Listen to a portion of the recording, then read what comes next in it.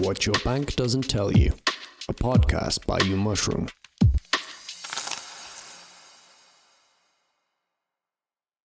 Good morning, everybody, and welcome to our podcast, What Your Bank Doesn't Tell You. Today, we are talking again about the US dollar because multiple listeners, they told us they would be very curious to get a follow-up of our podcast number 6, where we spoke about the US dollar as a king of currencies. Today is the big question, do we really need a king of currencies? This is the question today, and good morning also from my side. It's a big day for us as well. By the way, on a side note, we have anniversary 3 years since we founded the company, and the topic which we're going to talk is also one of our favorite topics. In our company, there's no king, and we believe that in the new time in which the world currently is living, there is no need of kings anywhere. It's a togetherness. But before we go to that, let's analyze the situation on the currency field and in the currency realm. And since Bretton Woods in 1944, the dollar has been the dominant currency. For those of you out there, maybe a quick history mark.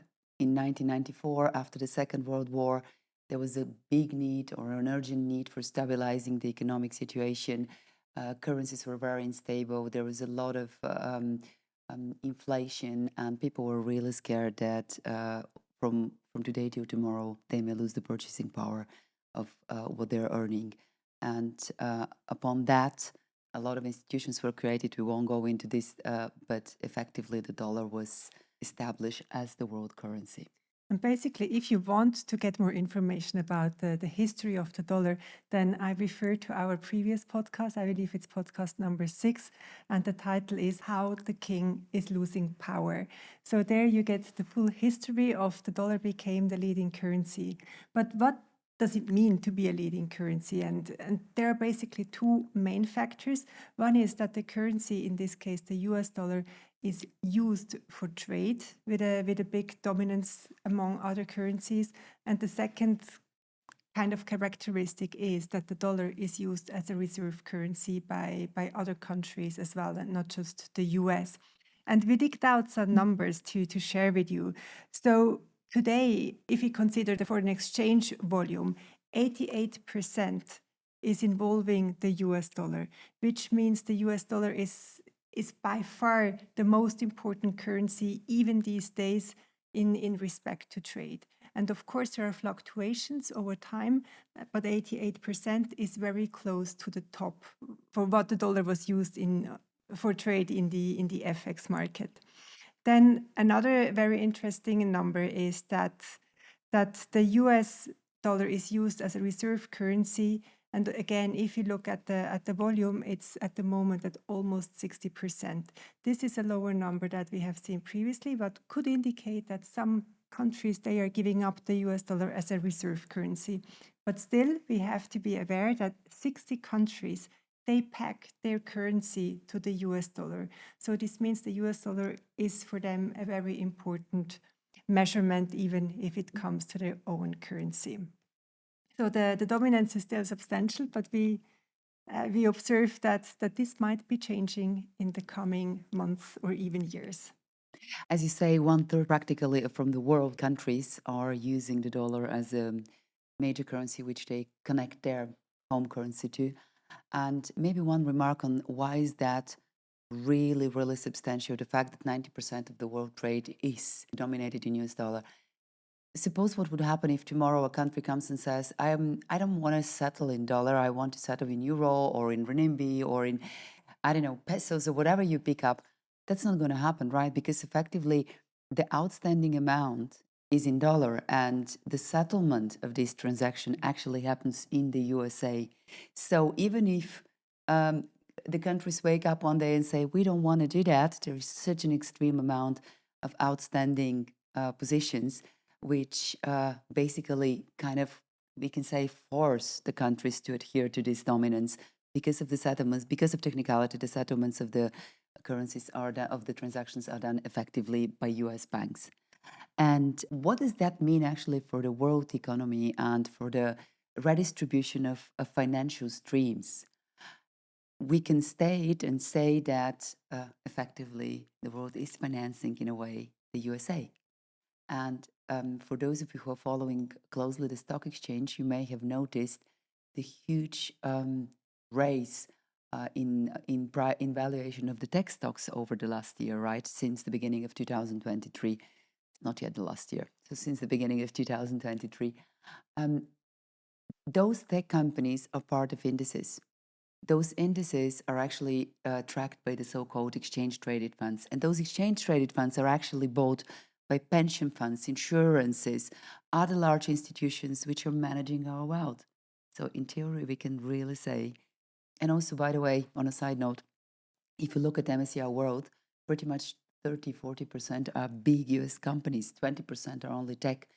In other words, we actually are financing the USA directly or indirectly. Well, now you can argue, why does it need to change? Because on one side, somehow it's working, right? As you mentioned before, it's not so easy to change it away from the US dollar into any other currency, knowing that that as a consequence, we are financing the US to a certain extent. But then again, it's financing on one side, but then it's also giving a lot of power to the US. And this is one of the reasons why these discussions are coming up, because the US, given most of the trade, and we heard it, it's close to 90% is done in US dollar. The US government, who is in charge of this currency, can imply sanctions, as we have seen in multiple countries. So this means you rely on the dollar, but then again, they can decide whether you're eligible to use it or not. Then we see that the interest rates, they have been increasing a lot in the US. So we are over 5% at the moment in the Fed fund rate. This also implies that for all the countries which are counting in US dollar, they have debt in US dollar. For them, it has become extremely expensive to have this debt because of the rising interest rates. And then again, you can argue the US itself, they have a lot of debt. They are piling up, and especially over the past few years during the pandemic, now with the wars, they are increasing their government debts substantially. And you can also argue, how long is the US economy or the government really sustainable? I agree, and I believe the current debt outstanding is for $35 trillion, if I'm not, I can't even pronounce the number. And it raised substantially only in the last 3 years after pandemics. We also had a podcast on that. What does that mean? That effectively each future growth is financed to a large extent by inflationary tendencies, by basically printing more and more money. On one side, we have huge increase on productivity, right, through artificial intelligence, through top new technologies, robotics, and.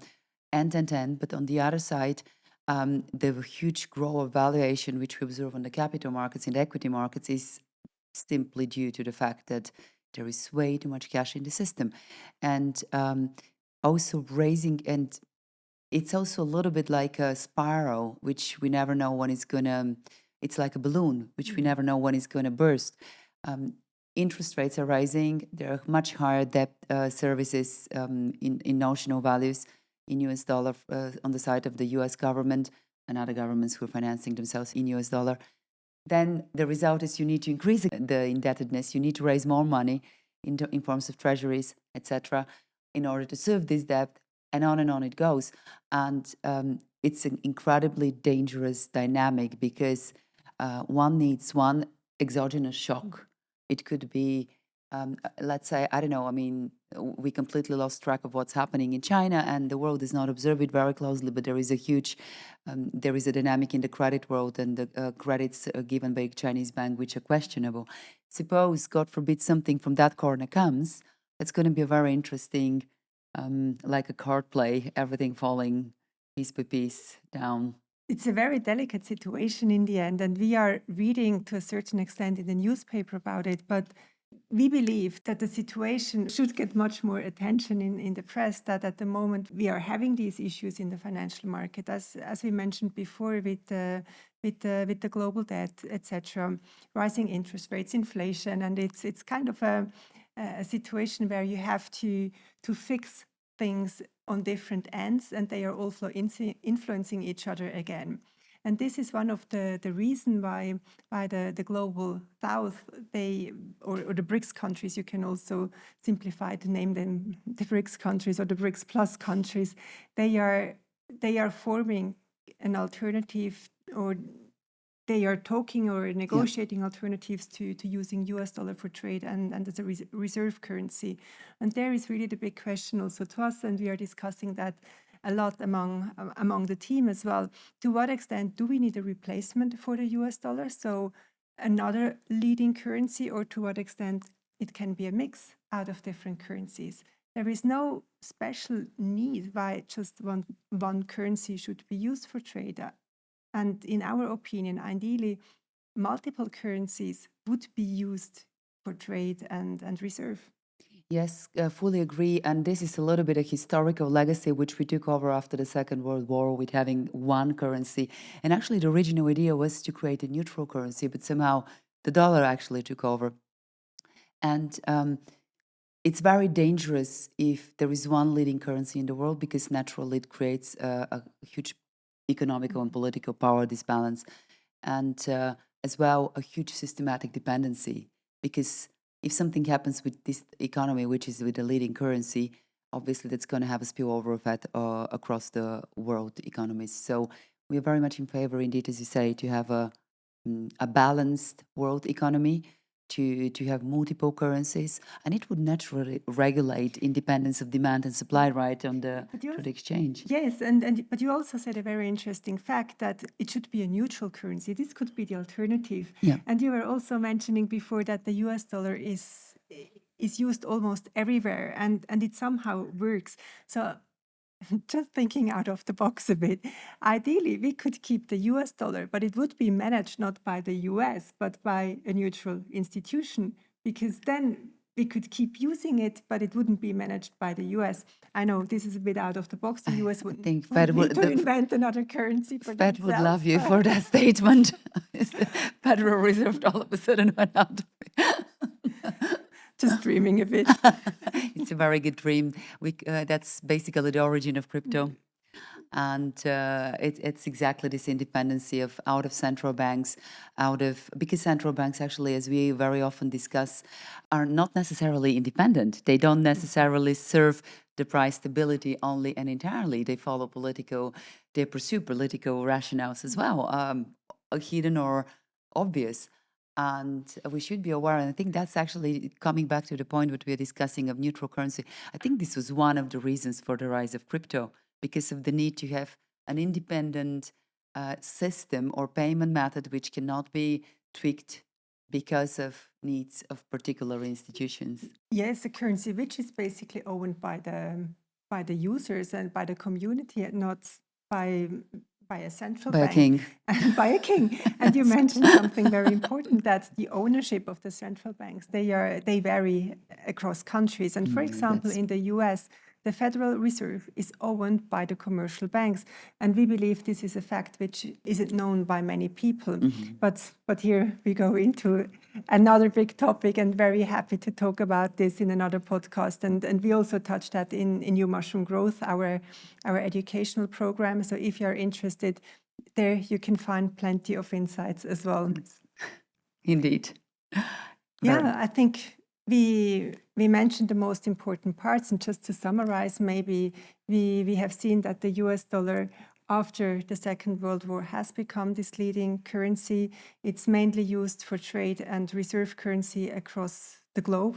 And now, given the US politically is overusing the power to a certain extent, and we have the development of the global south, this predominance of the US dollar is coming under pressure. And we are very creative in proposing alternatives for a future world, like a basket of currencies or a dollar which is not managed by the US. And maybe you have other ideas, and very happy if you could share them with us. Just type us or send us an email to hello@UMushroom. Thank you very much also from my side. And for any further inputs, write us. We are happy to take it over. If you want us to deep dive into this topic and into alternatives, super happy to do so. Thank you. Bye-bye. Bye-bye. Money!